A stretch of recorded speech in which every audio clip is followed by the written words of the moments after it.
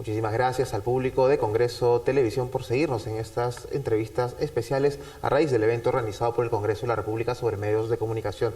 Y ahora vamos a hablar de un tema interesantísimo y que además es parte del problema de los medios de comunicación en el Perú, la presión económica. Para hablar del tema nos acompaña esta noche el director del Comité de Radio, Daniel Chávez, a quien por supuesto le agradecemos su presencia en Congreso Televisión. Daniel, gracias por estar con nosotros. Gracias, Jorge. A tus órdenes. Es un problema que se replica en casi todas las regiones del Perú, la precariedad económica de los medios de comunicación que trabajan bajo estas presiones. ¿Cuál es la visión que tiene el Comité de Radio sobre este tema? Es tanto el comité como una visión personal, pero que la he compartido muchas veces, y parte de entender que no vivimos en el Perú de Valdelomar, en el que Perú es Lima, sino un país que tiene una inmensa cantidad de radios, de canales de televisión, operadores de cable que sobrepasan el entendimiento y la cosmovisión de un típico limeño, que creemos que hay 5 canales cuando hay cerca de 1.300 y que desde 3 o 4 canales operadores de cable hay cerca de 700 según las últimas cifras y unos 3.000 estaciones de radio. Y por lo tanto uno se pone a pensar por un momento: ¿y cómo es que operan estos medios de comunicación fuera de las fronteras de Lima? Y uno encuentra que en el modelo de comunicación de medios masivos, donde la audiencia es la unidad de cambio vital entre un anunciante y un medio, la medición de audiencias no existe. Y al no existir, empieza una cadena y un sinnúmero de ramificaciones y consecuencias que a lo que tú te refieres, ¿no? Convierten a los medios en un sector económico muy, muy precario en el caso de las provincias. Empecemos por ahí, por esta ausencia de medición de rating. En provincias no existe semejante cosa. No hay forma de saber que los programas con contenidos estrictamente locales, qué audiencia tienen en sus ciudades. No, y no lo tienen, y yo creo que es por un efecto, o al menos 2 factores fundamentales. Por mucho tiempo, y hay que ver que hasta antes de hace unos 10 años, la economía nacional estaba fuertemente concentrada en Lima, y la actividad económica de Lima, con más del 70% probablemente de la producción, explicaba y satisfacía a efectos de las marcas la compra de medios para efectos de publicidad. Y bueno, si había que invertir algo en las provincias se compra nacional, eso es un recargo un poco mayor. Y lo que le competía en términos de presupuesto a los medios locales era siempre el remanente, ¿no? Algo que iba un poco más para tal. Este fenómeno va cambiando y se cambia la configuración también de la dinámica económica de estos últimos 10 años, en el que las provincias están llanas a tener una mayor capacidad adquisitiva, las marcas mucho más interesadas también en estar allí, pero se encuentran con que la infraestructura de la industria publicitaria de las provincias no estaba preparada para eso. No hay agencias de publicidad, no hay centrales de medios, no hay compañías de supervisión de comerciales, hay unas cuantas operadoras de broker, pero que un poco desprestigiadas. Las cadenas las cadenas nacionales grandes, me refiero a televisión, por ejemplo, tenían repetidoras, pero muy pocas o casi ninguna fuerza de ventas. Y entonces este fenómeno coge a las provincias sin una capacidad además de agremiarse y de responder a estos requerimientos del mercado.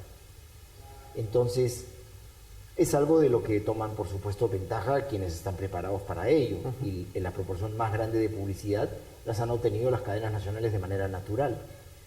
Pero los medios de provincias han ido por otros caminos que son mucho más, mercantilistas, si uno quisiera llamarlo. Y peligrosísimos para el ejercicio libre del periodismo, porque ante la ausencia de una medición de rating, ¿cómo se coloca la publicidad? De favor, y favor con favor se paga. Sí, bueno, hay varios rangos. Alguna vez yo le pregunté al director comercial de una cadena provinciana de televisión de cómo vendía sin rating. Y él me dijo: vendo así. Suplicando. Sí, pero ese es un caso, de una compañía que todavía... Pero no está tan ajeno a la verdad. No, claro. Y él podía batirse, a duelo con un pedazo de la torta publicitaria. Pero en el otro, tal cual tú lo dices, el efecto más pernicioso ha sido que muchos broadcasters, sobre todo de la industria de radio y televisión de pequeñas comunidades, que son las centenares, hayan optado por alquilar sus espacios. Y la concesión sí se da en términos en los que este es un pago del mejor postor. Y por lo tanto, y en ausencia de medición, incluso la venta de estos espacios pues pueden ser a precios irrisorios, de tal modo que si alguien con algún presupuesto non santo o con una agenda non santa o no siendo periodista pero con claro interés en obtener algún rédito en una localidad en particular, se convierte de la noche a la mañana en un amo y señor porque influye en las decisiones de un pueblo, influye para decisiones de inversión, para la aceptación de una consulta popular o lo que sea. Un cinchi. Un cinchi, es un cinchi de Pantaleón. Claro. Esto podría ser Pantilandia fuera del ámbito del Lima. Sí. Ahora también ha proliferado la aparición de estos caciques de la comunicación, empresarios no siempre con las mejores intenciones, que colocan un medio de comunicación pero con un claro afán político, el de promocionar su propia figura para luego apelar a algún cargo público. Claro, que si te das cuenta son opciones económicamente alternativas. Es decir, o consigo publicidad probablemente así, o alquilo todas mis horas y me convierto en un rentista, o hago de esto más bien una inversión en la que invierto mucho en mi imagen de tal modo que yo obtenga de algún otro modo, a través del clientelaje político, algún beneficio en favor mío, por ejemplo, de ser electo como una autoridad local, por ejemplo. Bueno, este es un diagnóstico algo somero, pero de una realidad que sí podemos apreciar en el interior del país. A diario, sí. ¿Cómo lo revertimos? Creo que, como lo hemos estado compartiendo en el seminario, además del cual agradezco la iniciativa del Congreso y el presidente del Congreso para esto, es que creo que lo que hay es que atacar la raíz del problema de los mass media, y es que hay que darle valor a sus audiencias. ¿Cómo le damos valor? Haciendo medición. Y en esto de generar medición, creo que hay que buscar de algún modo que el Estado apoye de algún modo económico la inversión en hacer la medición de audiencias. Sea que lo hagan los privados, sea que lo haga el INEI, pero es necesario medir, porque no hacerlo es como, y yo lo contaba hoy día, es como haber hecho del otorgamiento de una licencia para tener un medio de comunicación solo la mitad de la tarea. En otras palabras, imagínate que yo a ti te diera una licencia de la noche a la mañana y te digo, Jorge, tú vas a tener ahora la autorización para fabricar autos en este país. Y te pones contentísimo, y vas a poder fabricar, y junto con otros dos van a ser los únicos que van a fabricar autos. Y resulta que unos meses después, cuando estás en plena fabricación de autos, te vengo con la mala noticia, no voy a hacer carreteras. Es decir, te di la mitad del negocio. En esto yo te he dicho, pon tus transmisores, te doy una frecuencia del espectro radioeléctrico que le pertenece a los peruanos, y ahora vas a estar listo para emitir tus contenidos y tus programas noticiosos y vender los spots publicitarios para que obtengas ingresos para pagarle a tu gente.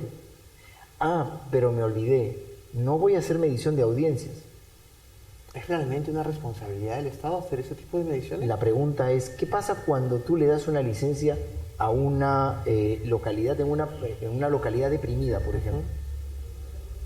Es decir, a una localidad que tiene bajo nivel de actividad económica. Y eso es un poco la respuesta a lo que te decía, de que si 10 años atrás probablemente estaba altamente concentrado, esto no era un problema. Pero una localidad, y ni siquiera tendría que serlo. Yo te pongo un ejemplo. Imaginémonos ahora algo como el virus del Zika, y una necesidad que tú encuentras, por ejemplo, focalizada en el que alguna parte del territorio del país estuviera con una pandemia, y tienes que hacer publicidad y campañas a vacunación focalizada, y además con determinadas características. Quisieras llegar a mujeres mayores de 15 años y menores de 50, que son las que potencialmente pudieran quedar embarazadas. ¿Cómo hace el Estado para comprar publicidad hoy si carece de medios efectivos para medir la eficiencia en la asignación de recursos? Y esto considerando que mañana podría estar simultáneamente en eso, combatiendo la sequía, un friaje o el fenómeno del Niño. ¿Cómo? Claro, en ausencia de recursos lo que tiene es que disparar y matar, pues, como se dice, a punta de perdigón es una mosca, porque si bien tengo un problema focalizado, como no tengo medios, tengo que comprar todos los medios posibles. No te queda. Es un uso ineficiente incluso para el Estado.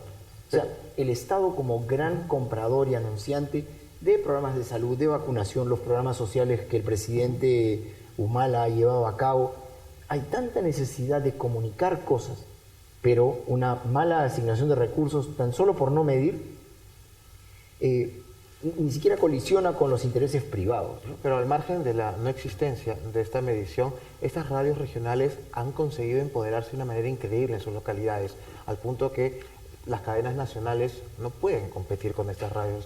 Son las radios informativas, sobre todo al interior del país, son las que tienen mayor prevalencia entre el público.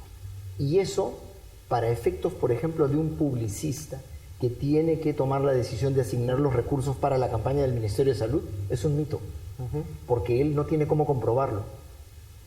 No le sirve el todos saben qué. Todos saben qué, no. Porque además, como él haga todos saben qué y ponga plata de una manera en el que la asignación no esté adecuadamente regida por los patrones de la Contraloría, va a terminar jugando fulbito en alguno de los penales tarde o temprano, acusado de haber malversado fondos. En ese escenario, solo queda una pregunta. ¿Cómo sobrevivieron los medios de comunicación regionales al no tener medición? ¿Cómo siguen sobreviviendo hasta el día de hoy? Porque creo que la sobrevivencia anterior, y yo digo anterior, es anterior a una década o década y media atrás, es que no tenía un factor que hoy día agudiza este problema, que es la inversión en el campo digital. Cuando aparece Internet y aparecen las redes sociales o aparece Google AdWords, por ejemplo, hoy día sí es posible saber que yo puedo meter una cantidad de plata en inversión en avisaje digital para que me vean unos cuantos, para que otros me hagan clic y para que otros se informen. Y yo tengo medición. Exacto. O sea, la comunicación uno a uno que plantea la vida digital tiene formas de medición. Y eso, entonces, hiere de muerte a unos medios que dicen que eran famosos.